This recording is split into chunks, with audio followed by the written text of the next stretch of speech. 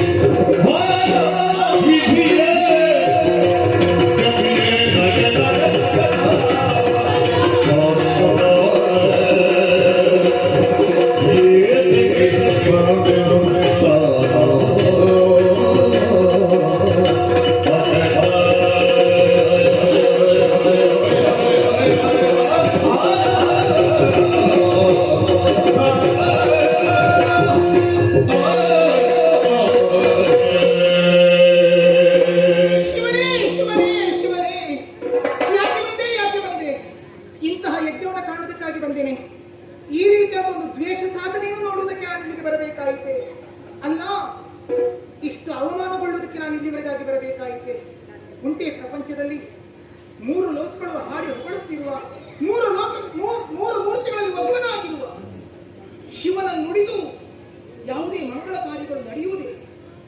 ಆದರೆ ಲೋಕ ಕಲ್ಯಾಣಕಾರಕವಾಗಬೇಕಾದ ಯಜ್ಞವನ್ನು ತನ್ನ ಸ್ವಾರ್ಥಕ್ಕಾಗಿ ತನ್ನ ದ್ವೇಷ ಸಾಧನೆಗೋಸ್ಕರವಾಗಿ ನಡೆಸುತ್ತಿದ್ದಾನಂತಾದರೆ ಇವನು ದಕ್ಷ ಬ್ರಹ್ಮನೂ ಅಲ್ಲ, ದಕ್ಷ ಪ್ರದೇಶ್ವರನೂ ಅಲ್ಲ, ಇವನೊಬ್ಬ ಪಾತಕಿ. ಇಂಥವನ ಮುಖ ನೋಡಕೂಡದು. ಇವನಿಗೆ ಬುದ್ಧಿ ಇದೆ, ಆದರೆ ಯಜ್ಞ ಕಾರ್ಯವನ್ನು ನಡೆಸುತ್ತಿರುವವರು ಸಾಮಾನ್ಯದವರಲ್ಲ, ಭಗವದ್ಗಾದಿ ಋಷಿಗಳು. ಇವರು ಅದನ್ನು ಹೇಳಬಹುದಾಗಿದೆ. ಹಾಗಾದರೆ ಶಿವನನ್ನು ಧಿಕ್ಕರಿಸಿ ನೂತನವಾದಂತಹ ಮಂತ್ರ ತಂತ್ರಗಳಿಂದ ಯಜ್ಞವನ್ನು ನಡೆಸುತ್ತಿದ್ದಾರಂತಾದರೆ ಎಂತಹ ದುರ್ಮತಿಗಳಿವರು. ಶಿವನಿಲ್ಲದಲ್ಲಿ ತಾನು ಹೋಗಲಾರೆ ಎನ್ನುವ ಹಾಗೆ ದೇವತೆಗಳು ಸುಮ್ಮನಿರಬೇಕಾಗಿತ್ತು.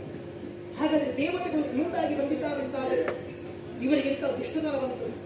ಇಂಥ ಪಾತಕಿಗಳು, ಇಂಥ ದುಷ್ಟರು